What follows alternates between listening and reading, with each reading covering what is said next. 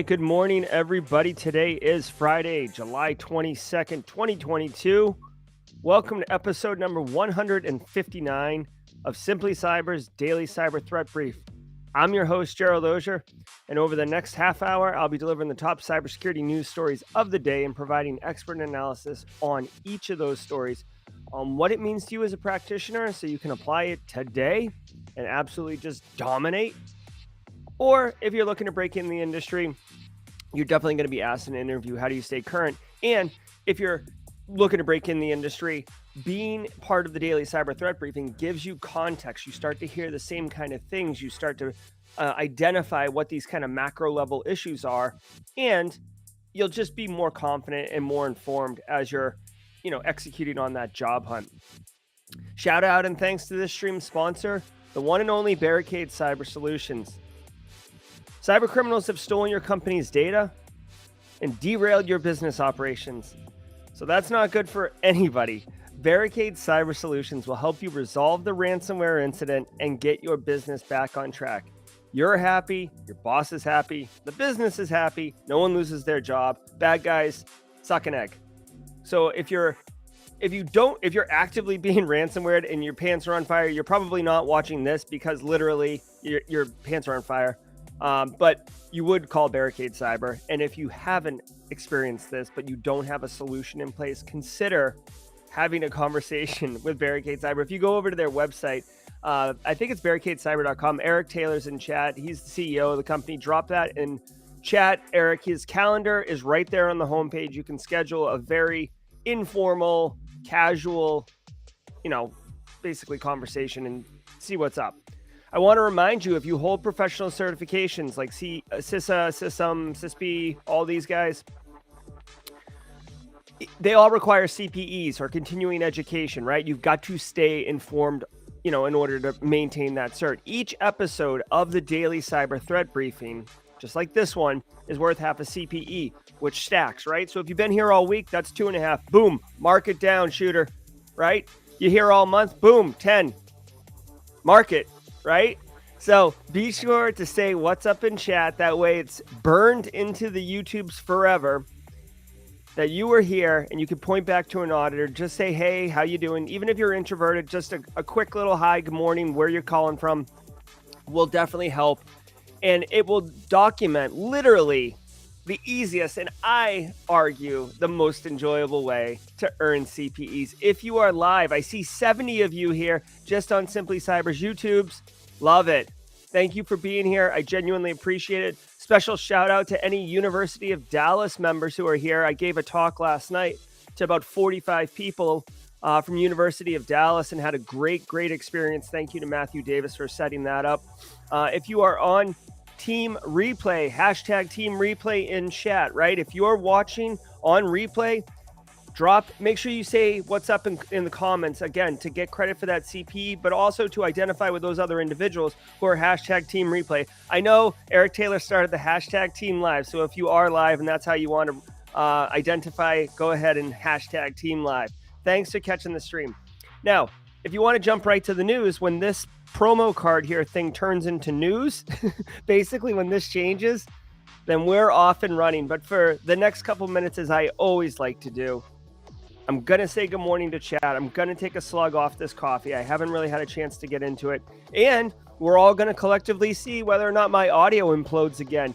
Good news from a production perspective. I was so upset yesterday after the issues that we encountered as a community on the podcast that I went and I purchased a Go XLR mini mixer, which if you're not into streaming or anything, you may not know this, but basically it's a hardware solution to replace the software piece that's breaking. I did a root cause analysis because I'm a nerd on what the problem was yesterday. I discovered it. I think I have a piecemeal solution for today, but the Go LXR, it's going to be hardware and it will eliminate all issues. So we will be good to go starting Monday next week. But today we're all going to see what's happening. And just to tease a couple other things out, we do have Grayson's Joke of the Week coming up later on in the show. It's a good one. And what I would consider a huge announcement. I've been teasing it all week, but we've got a big announcement that I will do at the midway point. So good morning to everybody. Hey, Joel Belton. Great seeing you last night on the Simply Cyber Live. Casual Joseph making it every day this week. Awesome. McLarty, Bernice, Axiom Brevity, a regular in the chat. Secmeister, it's gonna be no. Professor Black Ops, good to see you. DJ BSec knows what the Go XLR is. He's a DJ. Hey, Philip Martin, good to see you. Jim Lund, my man, good to talk to you. Brent Garee in the house. Hello to Brent. Hello to Emerson. It is Friday. They are consistent, so love seeing that. Matt Mears, good to see you. Yep, BSex. Grayson came in right as I was spinning up the lights and everything and dropped a joke on me. I'm a big fan. Love it. Oh, Brian Woods, you got it, man. We're gonna slide right into it. Good news, good updates. I'm pretty pumped. Shout out and thanks to Lima Charlie. I am friends with those guys over there. They got that huge investment recently. They sent me a t-shirt, which I love. Huge logo, right? Navina, good to see you. Happy Friday. Guys, super pumped. I don't know about you guys, but for me personally, this week was very, very busy, more than usual, really pushing me to my limits. I'm super pumped it's Friday. I actually have a block of time set off at the end of the day for me to like actually retrospectively look at what's going on, bigger picture, and get ready for, Black Hat, DEF CON, and all these other conferences I'm going to. Dan Reardon in the house. Good to see you, Dan. Steven, what's up? Chandler Shub on Twitch. Yeah, man. Good day to you, too. Hey, Grayson's in the streams. What's up, Grayson? Good to see you. Thanks for being here. Midori, good to see you. Steven, Eric Taylor, my man. Hopefully you're back from your travel, Eric. I think I saw you the other day in your house. Good to see you. Patrick Moss, my man. Jess Bishop. Guys, Jess Bishop, broke in the industry, SOC analyst. I hope, probably a week or two now she's been at it. I want to congratulate you, Jess, and hope you're having a great experience. Whew. All right, guys. Here we go. Let's all collectively hold our breaths as I give this music a shot. Okay, guys? Here we go. I really don't feel great about this. Here we go.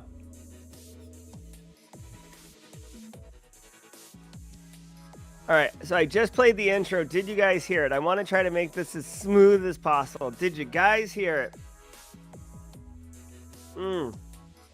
Oh, God, this coffee's good. Dan Reardon, Frog Dog, regular in the stream. Eric Silberman, good to see you, Eric. Love the chats. You're hearing the music, yes, but not the podcast. So I only played a moment of the podcast. Stacking Coins. I do love the Midnight. They've got a new album coming out September. Guys, I did play the podcast for a minute. I'm going to hold on. Let's do this really quickly. Here we go. Default output input. Oh my gosh. Let's see. Can we do this? You know what? Let's try this. I don't even know if this will work. Here, I'm going to reboot my audio. Hold on. All right. Can you hear that? I have a massive backup plan. Did you guys hear the podcast or no? I know the music's playing. I'm trying not to have dead air. Can you hear the podcast?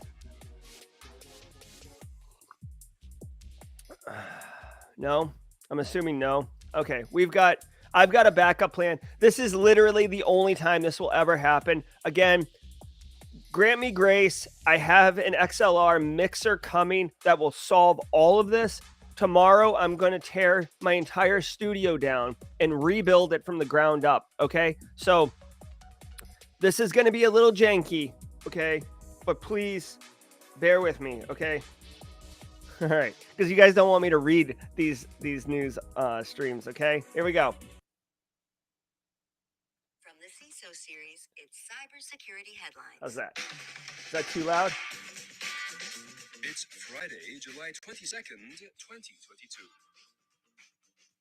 Microsoft Teams outage also takes down Microsoft 365. What initially started as a minor Microsoft Teams outage has also taken down multiple Microsoft 365 services with Teams integration, including Exchange Online, Windows 365, and Office Online. Late Wednesday night, the company revealed on Twitter that it had received reports of users being unable to access Microsoft Teams or leverage any features. 2 hours later, it said the issue causing the connection problems was a recent deployment that featured a broken connection to an internal storage service. All right. Now listen, I'm getting chat already that this is janky. Guess what? I know it's janky. It's just what I've got right now. I'm sorry. Okay? This is what we got. Listen, this isn't I mean, what do you want me to do? What do you want me to do? Share your whole window? Share your whole window with audio and you can bounce between tabs? Hold on.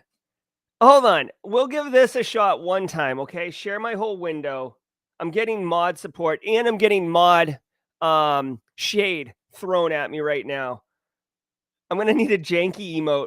Okay, hold on. God dang.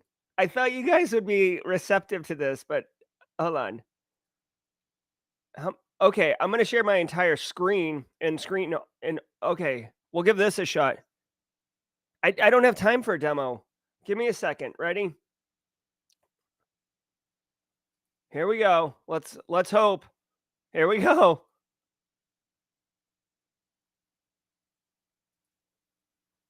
Okay. Now you guys are seeing the magic here. Okay. So how do I let me do this. And then let's do this. Okay. This outage also takes down Microsoft 365. What initially started as a minor Microsoft Teams outage has also taken down multiple Microsoft 365 services with Teams integration, including Exchange Online, Windows 365, and Office Online. Oh my God. Late Wednesday night, the company revealed... All right, is that working? Does that work? All right. Okay, so this is a Band-Aid, people. This is what Band-Aids look like. Let's do it. On Twitter that it had received reports of users being unable to access Microsoft Teams or leverage any features. 2 hours later, it said the issue causing the connection problems was a recent deployment that featured a broken connection to an internal storage service. Heatwave forced... Okay, so Microsoft is officially announcing that Microsoft Teams went down. I didn't notice an outage personally yesterday. I do use Teams. But it took down other Microsoft 365 services. This is a great reminder, guys. It says it was an internal configuration to a network share of some sort. This is a great reminder that you need to have, at minimum, some type of kind of business continuity plan of sorts, right? Like, obviously, a contract with Microsoft, you get 5 nines of availability and uptime, right? That's fine, but crap happens, right? We've seen Facebook go down because of BGP routing issues. We've seen AWS go down, data, like full regions go down. This is no different, okay? So I guess what I'm thinking is, it's hard to have a full backup of like, here's a Slack instance, like let's all go to Slack. But I guess just be mindful that you have the key people's phone numbers in your phone that you need, or you have alternative, you really shouldn't be using alternative email addresses for business communications and stuff like that. But for mission critical things where you need to be able to communicate, very important to have at least some type of backup option available to you, much like what we're doing right now with the audio on this podcast. But when I saw this story, I actually thought, people who hate Teams out, like, rose up and brought Teams down in the name of having Zoom replace it or something like that. If I had to guess, they didn't say how long the Teams outage was, but if I had to guess, given the size of Microsoft and the complexity and redundancy built into Azure, I would assume that it was not down very long. So yeah, exactly. McLarty had an hour and a half Teams meeting, no downtime. So interesting story. Like, the only reason this is a newsworthy story is simply because even a Fortune 5 giant can have production issues, and we all rely on the supply chain. So just be mindful. Google and Oracle to shut down in London. As record temperatures hit much of the UK on Tuesday, tech giants Google and Oracle suffered outages as cooling systems failed at London data centers. Oracle reported overheating problems just before 4 p.m. British time. The company pointed out how the unseasonably high temperatures in the city forced the data center units to operate above their design limits. Overheating also hit a Google Cloud data center in London at 6 p.m. that same day, but they claimed only a small set of customers were affected. This is really impressive. Okay, I'm going to explain why this is really impressive in a second. Anybody from the UK in chat here? How you guys doing? I've seen a couple like social media posts of people standing outside with thermometers and stuff, but I had no idea that like basically London was on fire. Here's what's interesting. Google and Oracle data centers. Guys, if you've ever been in a data center, it's really loud. It's like, "Wah," and you've got drop floors and drop ceilings because there is massive amounts of air conditioning. Look at next time you're somewhere that has a data center, look at the roof. You will see massive, huge air conditioners on top. The reason being, all of that tech generates heat. Like my studio gets hot with like 2 monitors and a laptop, right? It generates heat and it will cause production issues. Like you will melt it. That's why I don't know if you guys have ever seen your iPhone will shut off if like you leave it in the sun and you're like talking or whatever. It happens from time to time. What's interesting is Google and Oracle are huge companies with very, very deep pockets, meaning they can fund proper installations of data centers. Their data centers definitely have heavy duty air conditioners in. And for the data center not to be able to handle because of the heat outside is staggering. It's not like data centers are made of glass, right? It's not a glass greenhouse. It's literally typically a nondescript brick building, and the brick and whatever holds the heat, right? Or it's some type of concrete or masonry. So I'm stunned. It's staggering that it must be that hot there. For them to have to shut down systems. Now, granted, they probably didn't shut down all the systems. They may have. A lot of times, data centers will just run all the machines because it's a pain in the butt to go shut off individual machines because who cares? It's not worth the time, energy, and effort and cost to put people on it. But it does help if you start picking certain machines off that aren't being used or they're for like triple redundancy and stuff like that. So this right here, this story, for people looking to break in, one thing that you have to be mindful of, we always talk about like elite hacks and 0 days and crap like that. And yeah, that's wicked cool and sexy part of cyber. But in reality, physical security, PhysSec, isn't just about people kicking in doors and breaking in and social engineering and Zach Hill dressing up like an AT&T guy. There's environmental controls, right? Is there an air conditioner installed above the data center? Let's just play this for a second. Imagine the data center manager is like, oh my God, the heat wave is crushing our data center. We're dangerously too high, which by the way, they had a thermometer in the data center. That's a control for detection, right? Oh, it's getting too high according to our detection controls. Let's put in a response control, right? Let's install another air conditioner, a split V, right? Go down to Best Buy and purchase an air conditioner and stick it in there. Well, guess what? If you install that air conditioner above a server rack, it's going to drip water on the server rack. And now you got a whole other host of problems, right? Maybe I don't know, you do liquid cooling and a pipe bursts or whatever, and the data center starts filling with water. These are real environmental controls. So you'll see in data centers, there's like detection controls where there's like a little monitor on the bottom. And if water gets over the monitor, it'll alert the data center manager. That's to avoid the flooding of the data center. I guess what I'm just trying to say is be mindful. It's not all zeros and ones and bits and bytes and cool, sexy stuff. Sometimes it's literally, is there a fire extinguisher accessible for putting a fire out? All right. +1 for PhysSec. Oh, can I get let's see if the soundboard works. Give a couple Mario coins for PhysSec. Hackers for hire.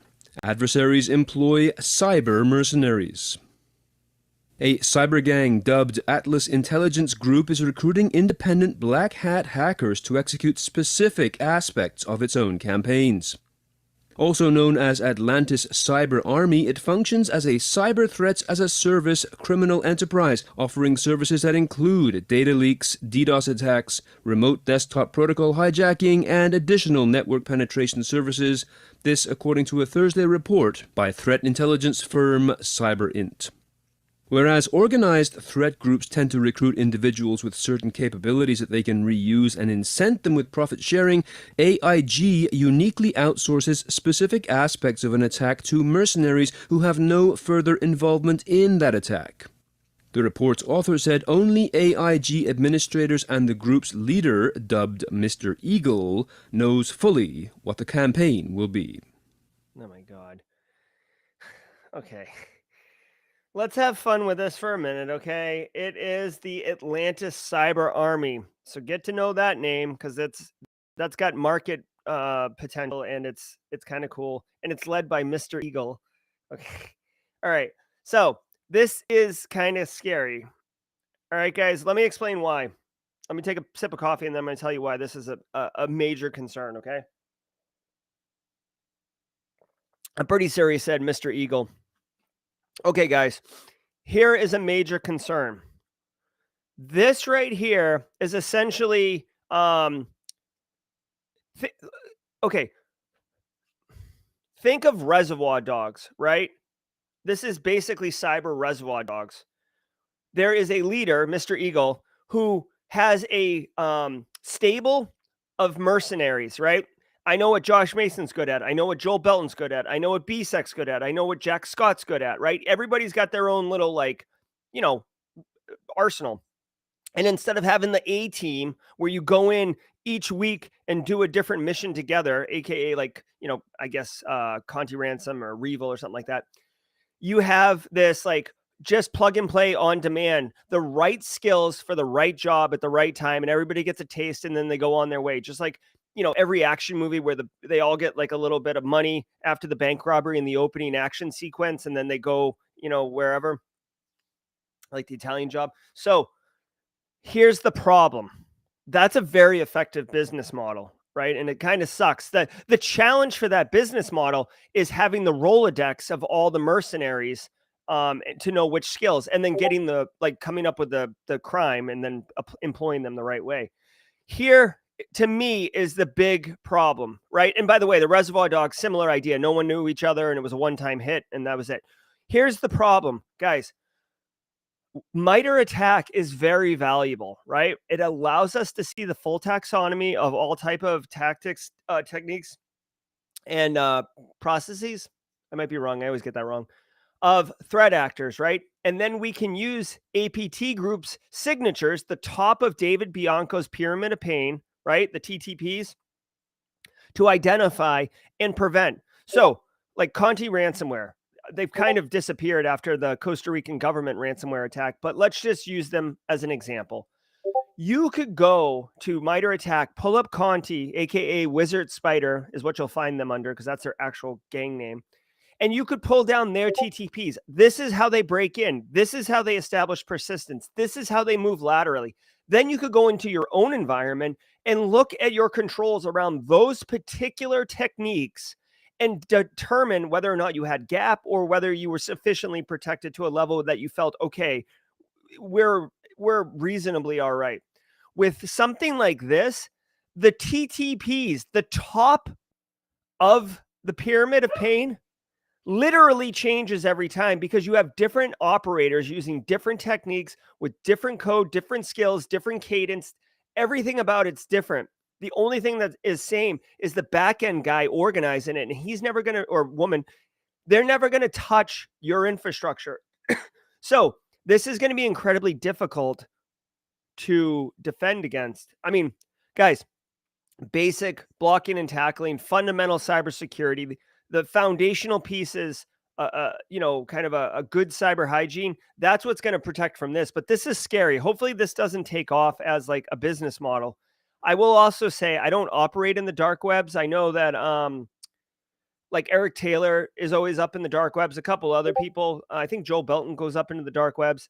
I don't know if this is the thing. If you were a cyber mercenary kind of gig economy, organizer, you probably wouldn't be shouting it out on the public web, right? Because you'd want to be quiet. You'd only want bad guys to know about it or cyber mercenaries. So, maybe this has already happened and there's some um, issue with it that allows it not to be like super successful. But from me, just reading this story and looking and thinking about it, this is a concern. This is a major concern. Also, just to throw gasoline on the fire, if you've ever done that, it's like the recession is coming or it's here. People are losing their jobs. People are, there's a wealth gap. So people are either losing their jobs or not getting paid. They're scrambling to make ends meet. This is appealing. Hey, you want a one-time job? $200,000 for 4 hours of work. It's a concern, y'all. TikTok is the fastest growing news service in the UK. The social video platform is the fastest growing news source for UK adults, according to a survey conducted by the UK government's Office of Communications. Nearly half of people using it for current affairs turn to fellow TikTokers rather than conventional news organizations for their updates. TikTok is used by 7% of adults for news, according to the UK's communications watchdog, up from 1% in 2020. The growth is primarily driven by young users, with half of its news followers aged 16 to 24. But incidentally, a quarter of US adults say that they always use TikTok to get the news, with nearly half of US millennial and Gen Z adults, under 41s and under 25s respectively, indicating the same, according to analysis from Forrester. All right. So, I do want to mention TikTok moved to an Oracle backend infrastructure, and the UK's Oracle data centers are overheating, and TikTok is the fastest growing news source in the UK. I don't know if there's any correlation there, right? Causation doesn't equal correlation, but it's interesting. Okay.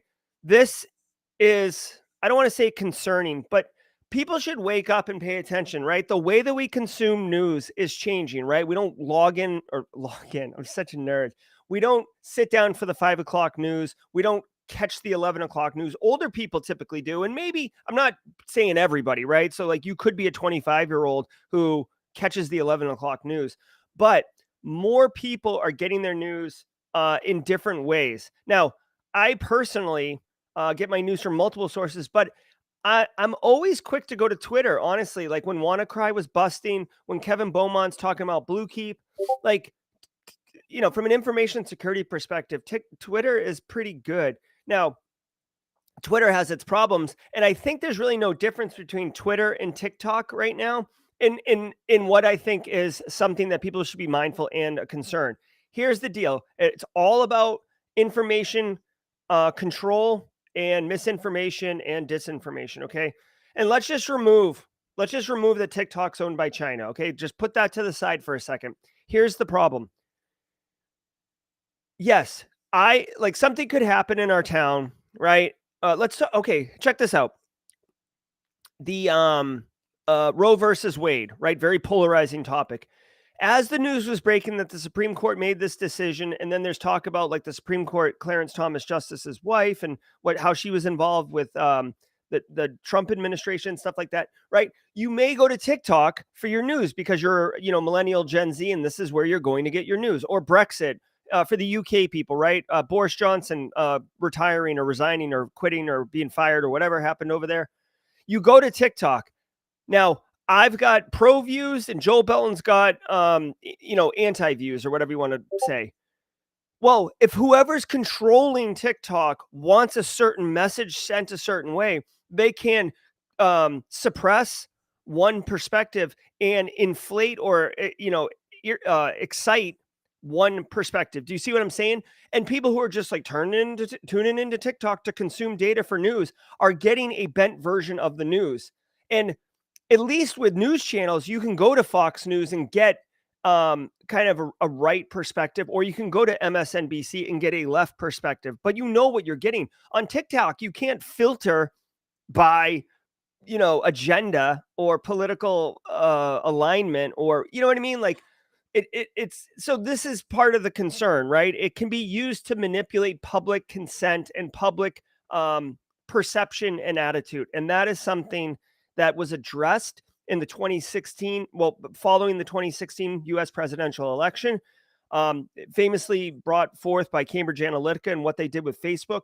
So all of this is just something to say, this is a tidal wave that's crashing. Okay. So we're not going to keep people from catching their news off TikTok, right? You just have to be mindful about how it can be used for manipulation purposes, and then, move forward in that way. By the way, Twitter is doing some good stuff with thumbs down, thumbs up buttons, and putting like little like tags or disclaimers that this isn't fact checked and stuff like that. So there has been some work in this space, but this is a very green area. Okay. All right, let's get the message from CISO series. Thanks to today's episode sponsor, 6 Clicks. Experience the magic of Haley, the 6 Clicks artificial intelligence engine for risk and compliance. With Haley, organizations can automatically show cross-compliance between regulations or identify gaps to external compliance requirements in their policies. Eliminate manual and costly risk and compliance processes by joining the hundreds of businesses that trust 6 Clicks.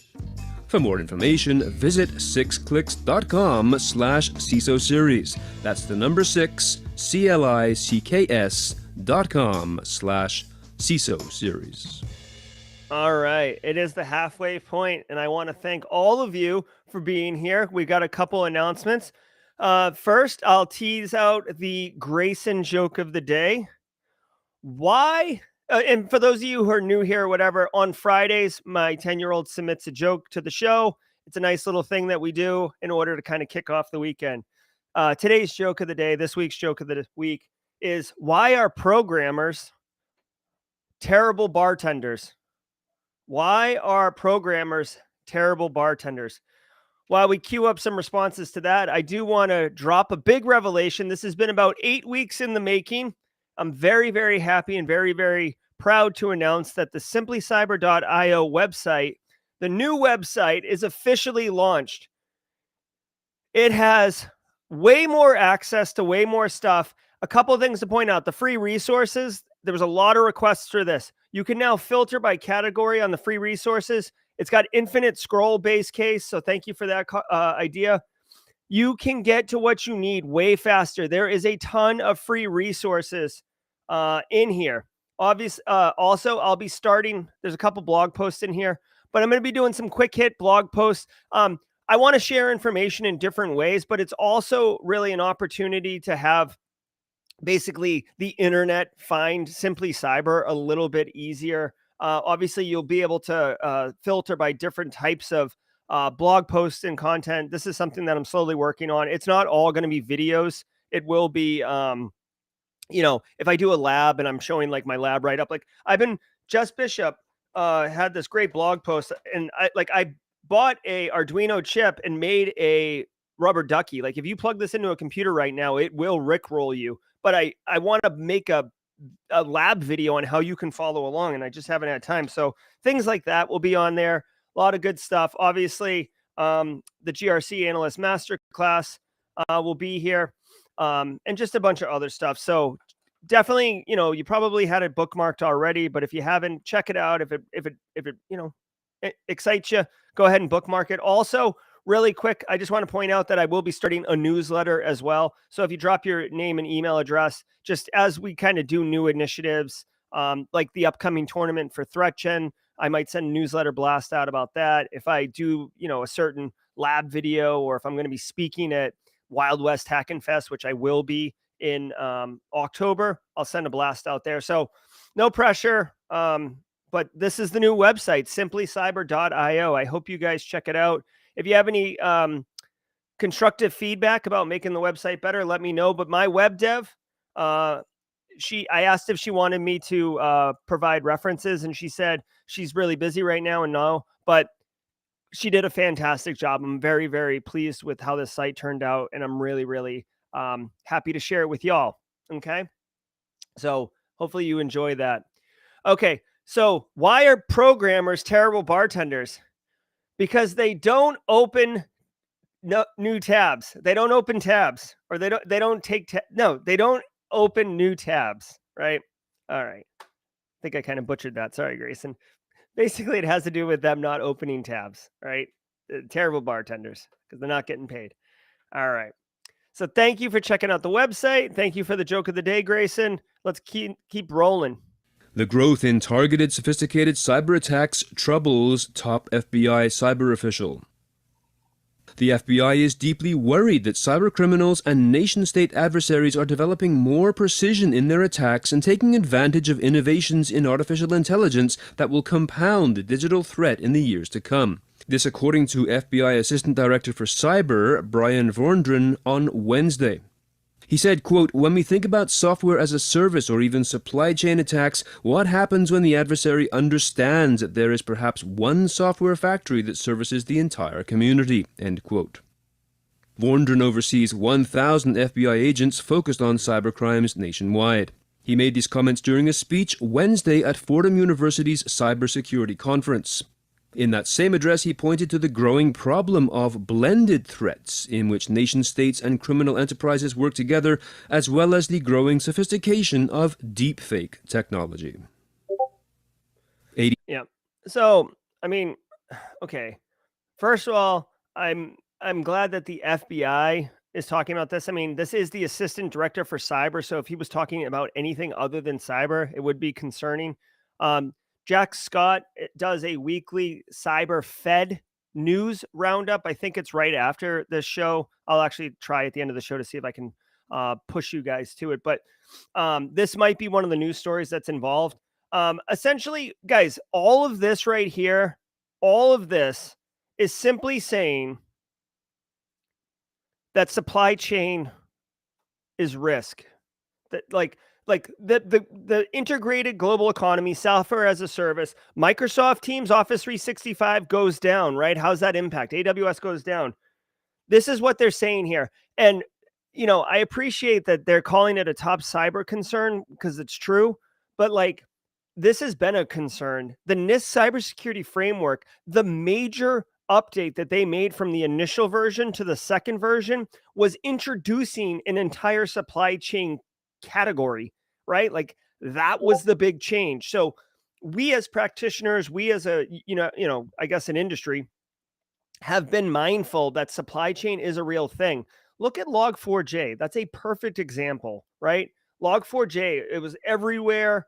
And obviously it's a major issue and people couldn't even find if it was in their environment or not. And it's because of all this like integrated software going up the pipe, right? So, I'm a driver manufacturer, like drivers, software drivers, and I borrow a piece of code from GitHub and now it's in my driver. And then the driver gets put in like a chip manufacturer takes my driver to make it work. And then the chip manufacturer gets baked into a computer manufacturer, and then a computer manufacturer sells it into a fleet, and then it's in a data center somewhere, and you have no clue that that piece of code is maybe not running, but is laying dormant, waiting to be called in that data center. So supply chain is a real thing. There's a lot of blind spots with supply chain, and it is a real concern. Now, they do talk about it being a concern because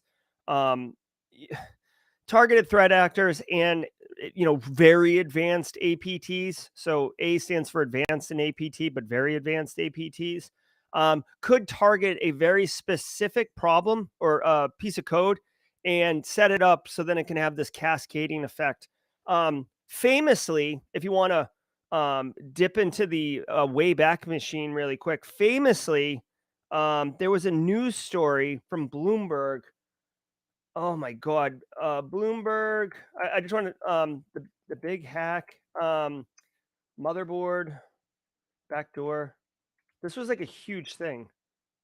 I don't know if you guys remember this, right? This is from. Can we get a date on this?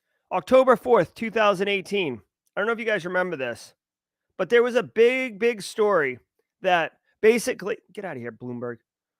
There was a big story back in 2018. Had people in all of a kerfuffle that a motherboard company out of China had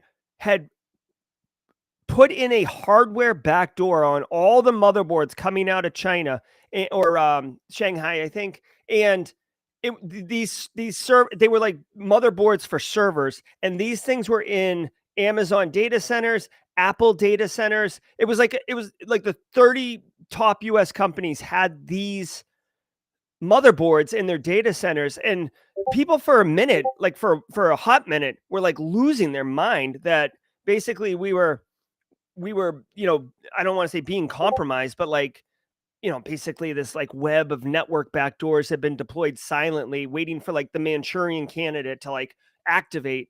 Um, a lot of people in our industry pushed back on this story, saying it was ridiculous and it couldn't happen. And like, let's see some evidence to support some of these wild claims. Bloomberg never retracted this story. As you can see, I just pulled it up. They never retracted the story, and it never really was substantiated. Just as a quick aside, your boy Jerry made a couple bucks off investing in that company because I knew it was a hot mess lie of a story, and the stock went down, and then the stock went way back up afterwards. But that's, whatever, 2 thumbs and smiling. But anyways, this has been an issue for 4 or 5 years, guys, the supply chain thing. And I'm just glad that the FBI is talking about it now, but it's not a new thing, so. 2220 gang cloud botnet infected 30,000 hosts globally. Researchers from Sentinel-1 reported that the low-skill crimeware 8220 gang has expanded their cloud botnet over the last month to roughly 30,000 hosts globally. The gang focuses on infecting cloud hosts to deploy cryptocurrency miners by exploiting known vulnerabilities and conducting brute force attacks. The 8220 group has been active since at least 2017. The threat actors are Chinese-speaking, and the name of the group comes from the port number 8220 used by the miner to communicate with command and control servers. In a recent campaign, the group took systems and used RCE exploits for Atlassian Confluence and WebLogic for initial access. All right. So, maybe I'm just like, I don't want to say desensitized, but I've just seen it so much. Like, this is actually a refreshing story. Okay. This is a cybercrime gang.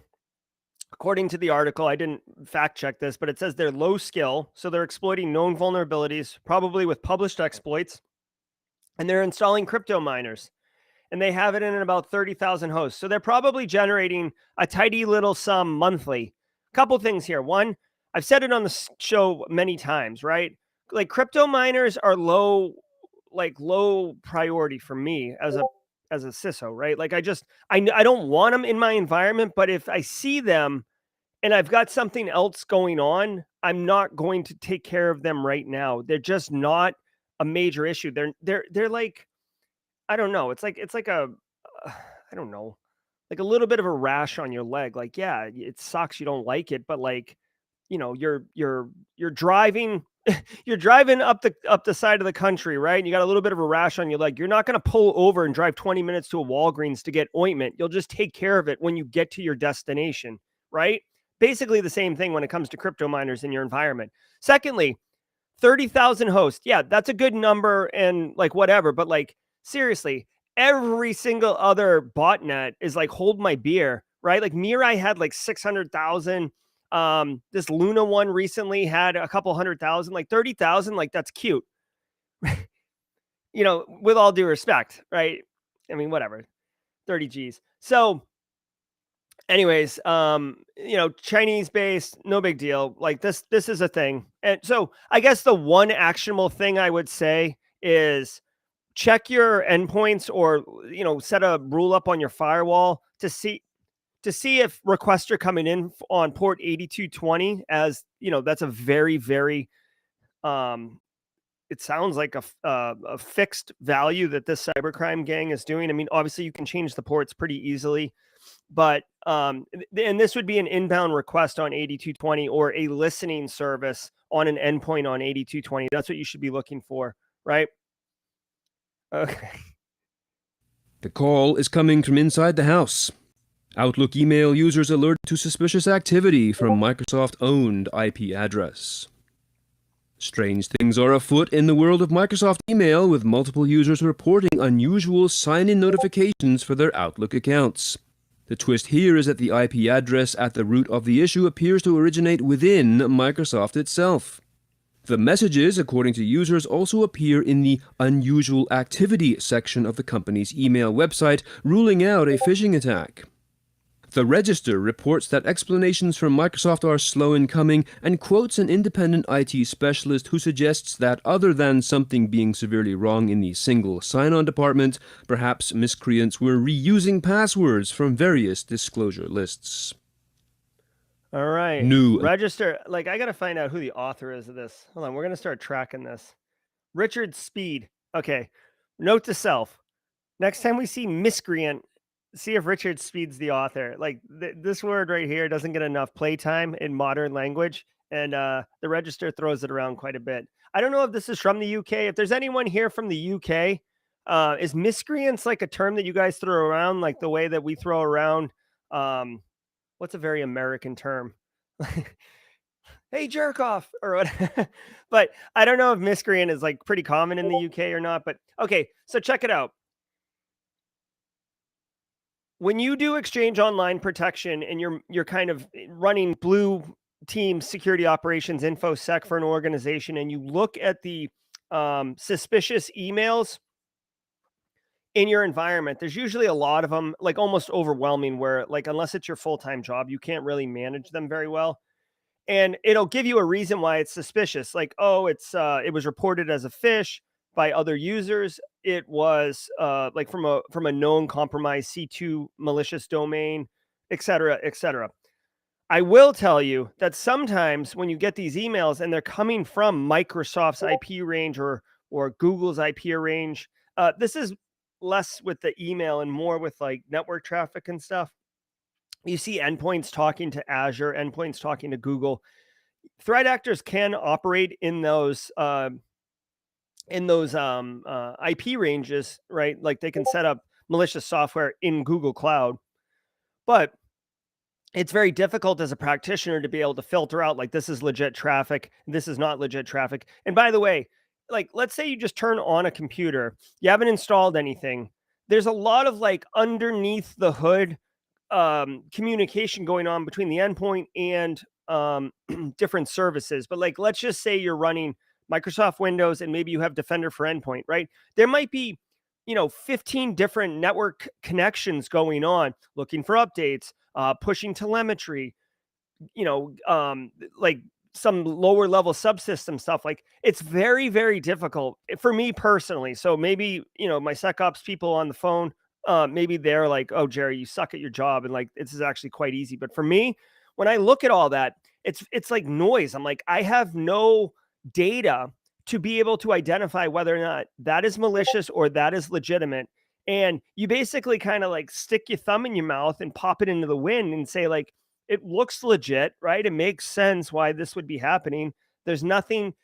It's almost acceptable unless proven malicious, right? It looks safe. It's going to Microsoft's domain. Okay. So for this one, it's interesting that people dug in a little bit and saw that it was coming from Microsoft. They do report in the report that users moving to two-factor auth appears not to stop the unusual activity. This is such a no-brainer. This might be a tricky question for an entry-level job interview. What does putting 2FA on my account have anything to do with an email coming from a suspicious user?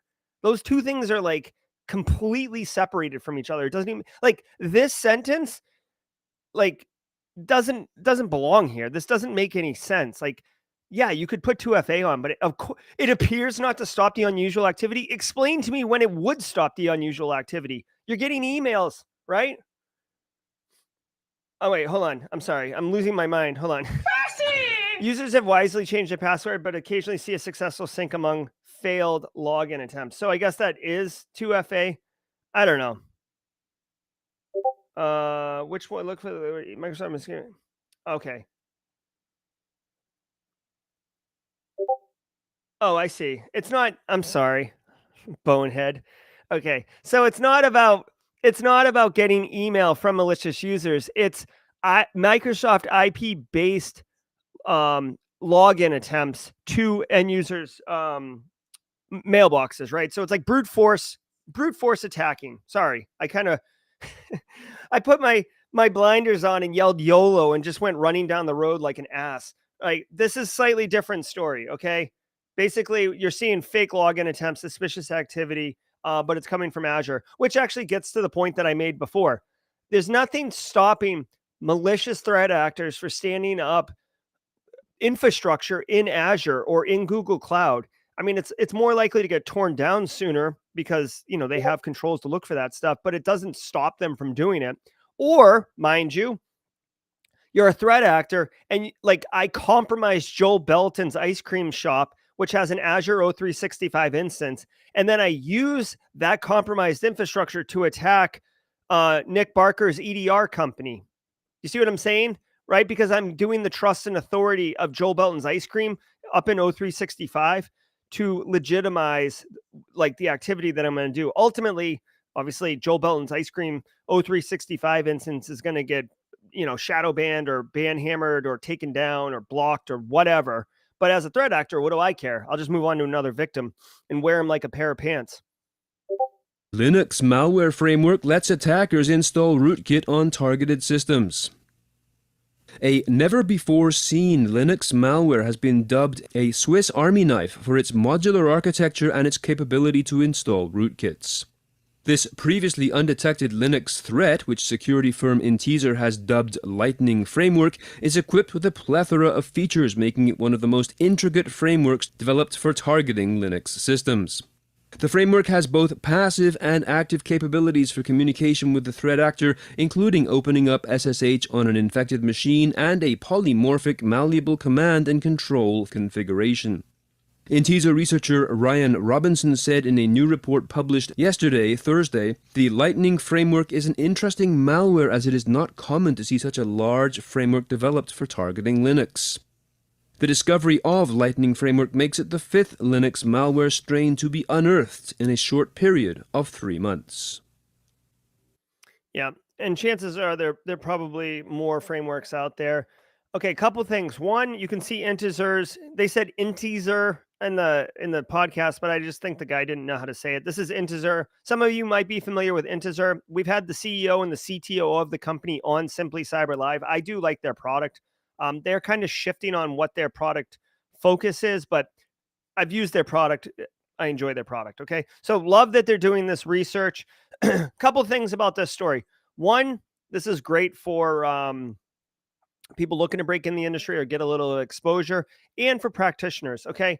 Most malware is written to attack Windows because think of return on investment. If Windows has 85% of market share, right? And I'm going to spend 40 hours making a piece of malware. I want to get as much value out of my time as possible. So I make malware that works on more endpoints. So Linux has always been kind of like, second fiddle, if you want, or second class citizen, because it's had smaller footprint. So less people work on it. Plus there's less experts, for lack of a better term, in the criminal space to write malware for these things. But it's very important to point out that a lot of times, like some of us run Linux as our end user workstation, right? You hear the occasional person who's like, I run Kali. From what I've seen professionally, Linux is typically used for very mission critical IT infrastructure, right? File servers, maybe, mail servers back in the day or firewalls back in the day, but basically, it's almost to think of like Linux servers as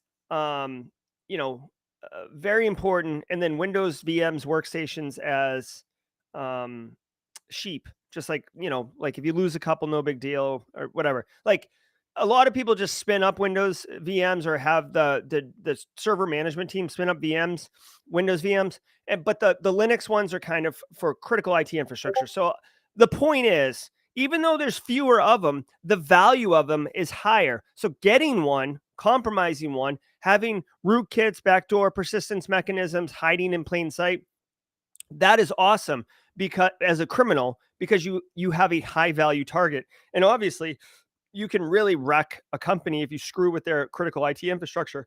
We're also seeing ransomware that's being run on Linux machines a little bit more now. So basically, you know, we could have a discussion, right, about this, but an interesting thought exercise is Windows getting hardened to the point where people are able to protect it or detect faster and respond quickly to reduce the level of value for threat actors, whereas Linux is kind of like this juicy plum that's ready to be picked off the tree.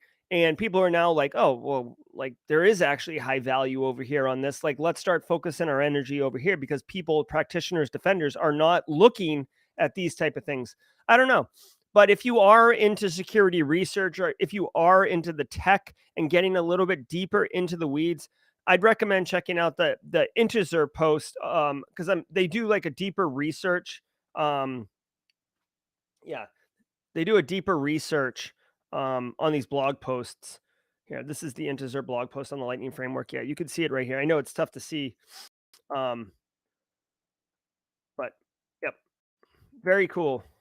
And I'm not saying it's a logo, but we do see a lightning bolt here, guys. It's close to a logo. Smart.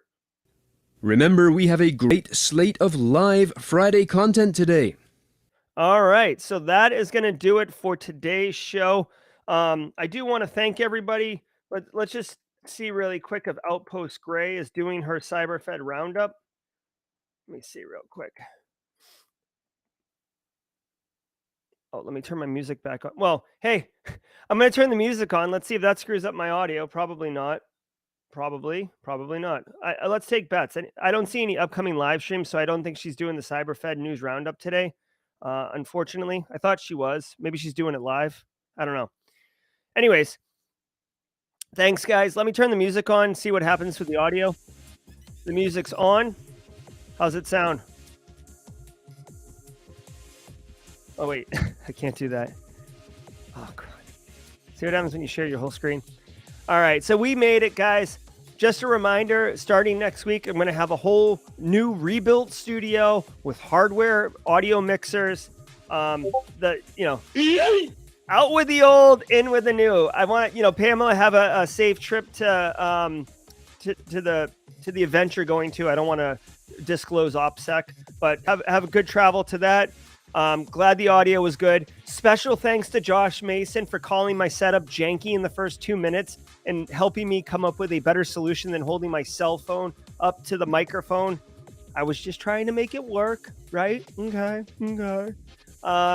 I didn't turn into Aqua Jerry. Guys, hey, I'm telling you right now, the sun is rising on Simply Cyber. We have been operating like troglodytes with our audio, and with this new mixer, new operating system, we are rising to the surface, and we will persist, right? Yeah, it was impatient. Oh yeah, thanks, Reza. I can't wait to see it. You guys, I'll snap photos. I'll post it on Show Your Setup on the Simply Cyber Discord server. If you're not, oh, Neil's live right now. Here, let me just throw people to that. We can rate him really quickly. See, I wouldn't know that Neil's live right now because he's been kind of intermittent on streaming. But let's raid Neil. You guys want to do a raid? Come on. Yeah, you guys want to do a raid? Let's do it. If there's two. All right. So guys, I'm going to drop it in chat right now.